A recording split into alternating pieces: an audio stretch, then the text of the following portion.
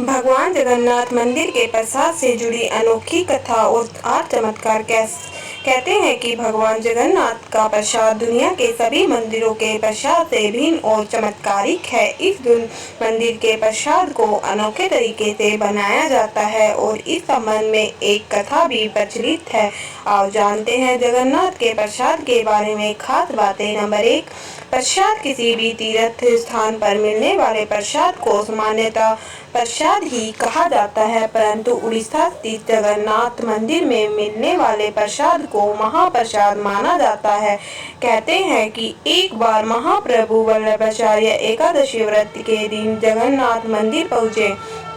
व्रत के दिन वहां वल्लभाचार्य को किसी ने प्रसाद दिया। वल्लभाचार्य ने वो प्रसाद लिया और उन्होंने सत्वन करते हुए दिन के बाद रात भी बिता दी। अगले दिन द्वादशी को सत्वन समाप्त होने पर उन्होंने प्रसाद को ग्रहण किया, जिसके बाद प्रसाद को महाप्रसाद का गौरव प्राप्त हुआ। नंबर 2, दुनिया का सबसे बड़ा रसोई घर 500 रसोइये 300 सहयोगियों के साथ बनाते हैं। भगवान जगन्नाथ जी का प्रसाद लाख भक्त कर सकते हैं। यहाँ भोजन बताया जाता है कि रसोई में जो भी भोग तैयार किया जाता है वह सब माँ लक्ष्मी की देखरेख में होता है।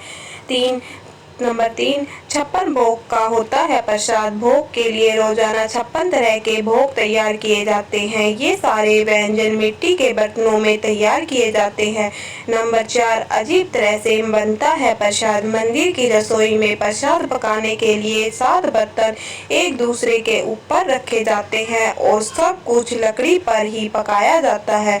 इस प्रक्रिया में शीर्ष बर्तन में सामग्री पहले पकती है, फिर क्रमशः नीचे की तरफ एक के बाद एक पकती जाती है, अर्थात सबसे ऊपर रखे बर्तन का खाना पहले पक जाता है ना चमत्कार। नंबर 5, हजारों के लिए बनता है प्रसाद और लाखों खा जाते हैं। कहा जाता है कि मंदिर में प्रतिदिन प्रसाद 20,000 लोगों के लिए ही बनाया जाता है, लेकिन त्योहार वाले दिन 50,000 लोगों के लिए बनाया जाता है। लेकिन कहा जाता है कि यदि किसी दिन लाखों लोग भी आ जाए तो वह प्रसाद ग्रहण करके ही जाते हैं। नंबर 6, भरपूर होती है खाद्य सामग्री। मंदिर के अंदर पकाने के लिए भोजन की मात्रा पूरे वर्ष के लिए रहती है। प्रसाद की एक भी मात्रा कभी भी व्यर्थ नहीं जाती। सबसे पहले लगता माता पार्वती को भोग। यहाँ पर विमला देवी नाम से माता पार्वती का एक मंदिर है। महाप्रसाद बनने के बाद सबसे पहले माता पार्वती जी को भोग लगाया जाता है। इसी के बाद भगवान जगन्नाथ को भोग चढ़ता है।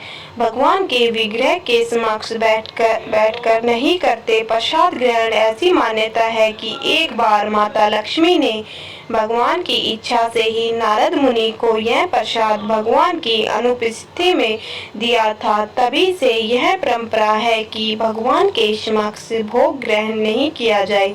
महाप्रसाद कथा।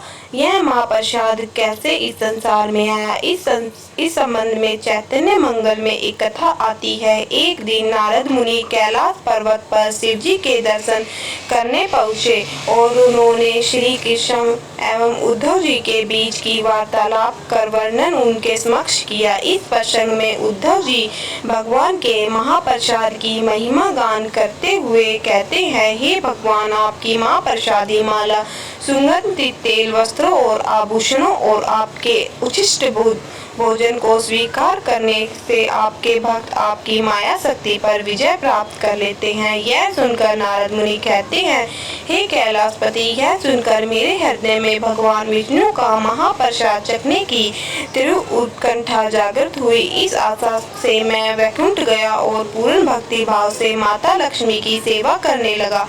12 वर्षों तक सेवा करने के पश्चात एक दिन माता लक्ष्मी ने मुझसे, नारद, मैं तुम्हारी सेवा से अत्यंत प्रसन्न हूँ। तुम मुझे मुझसे मनचाहा वर मांग लो। यह सुनकर नारद जी ने विनय भाव से कहा, हे माता, अंतकाल से मेरे हृदय में इस बात को लेकर पीड़ा है कि मैंने आज तक कभी भगवान विष्णु के महाप्रसाद का आस्वादन नहीं किया। कृपया मेरी यह अभिलाषा पूरी कर दीजिए। यह सुनकर माता लक्ष्मी देवी दुविधा में पड़ गई। कहने लगी, परंतु नारद जी, मेरे स्वामी ने मुझे कठोर निर्देश दिए हैं कि उनका महाप्रसाद किसी को भी न दिया जाए। मैं उनकी आज्ञा का उल्लंघन कैसे कर सकती हूँ, परंतु तुम्हारे लिए मैं अवश्य व्यवस्था करूँगी।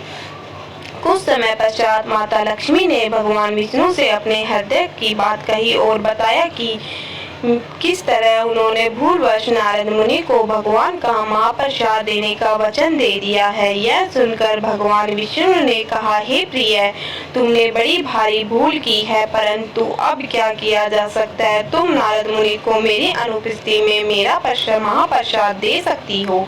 नारद मुनि ने आगे कहा, हे महादेव, आपके विश्वास नहीं करेंगे। महाप्रसाद के मात्र स्पर्श से मेरा तेज और आध्यात्मिक शक्ति 100 गुना बढ़ गई। मैं दिव्य भाव का अनुभव करने लगा और सुनाने यह आया हूँ।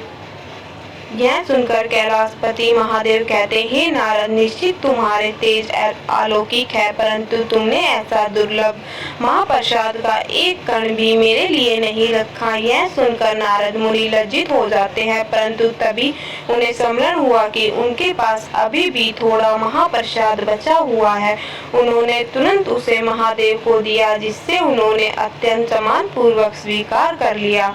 उसे ग्रहण करते ही श्री कृष्ण प्रेम में मस्त होकर भगवान शिव नृत्य करने लगे। उनके नृत्य की थिरकन से हिलने लगी और धरती हिलने लगी और भूकंप सा महसूस होने लगा। तब भयभीत होकर माता पृथ्वी ने माता पार्वती से महादेव को शांत करने का निवेदन किया। वामाशुक्ल माता पार्वती ने शिव जी को शांत किया और फिर उनसे उन्मत्त नृत्य का कारण पूछा, तो शिव जी ने इसका कारण बताया। यह सुनकर माता पार्वती रुष्ट होकर बोली, स्वामी, आपको महाप्रसाद मुझे भी देना चाहिए था। क्या आप नहीं जानते, मेरा नाम वैष्णवी है। आज मैं प्रतिज्ञा लेती हूँ कि यदि श्री हरि मुझ पर अपनी करुणा दिखाएंगे तो मैं प्रयास करूंगी उनका महाप्रसाद ब्रह्मांड के प्रत्येक व्यक्ति, देवता और यहाँ तक कि सभी प्राणियों को भी प्राप्त होगा। तभी आश्चर्यजनक रूप से उसी क्षण भगवान विष्णु माता पार्वती की वचन की रक्षा हेतु वहाँ प्रकट हुए और बोले, हे देवी पार्वती, मैं आपको वचन देता हूँ कि मैं स्वयं तुम्हारी प्रतिज्ञा को पूर्ण करूँगा और पुरुषोत्तम क्षेत्र जगन्नाथपुरी में प्रकट हो जाऊँगा और ब्रह्मांड में प्रत्येक जीव को अपना महाप्रसाद प्रदान करूंगा। इसलिए आज भी जगन्नाथ मंदिर में भगवान जगन्नाथ को भोग लगाने के पश्चात सर्वप्रथम प्रसाद विमला देवी माता पार्वती के मंदिर में अर्पित किया जाता है और यही कारण है कि कोई भी भक्त प्रसाद कभी भी अर्चा विग्रह के सामने बैठकर ग्रहण नहीं करता। Thank you for watching video पसंद आए तो like and share and comment box में प्यारे प्यारे कमेंट कर दीजिए और चैनल को सब्सक्राइब कर दीजिए। Bye bye.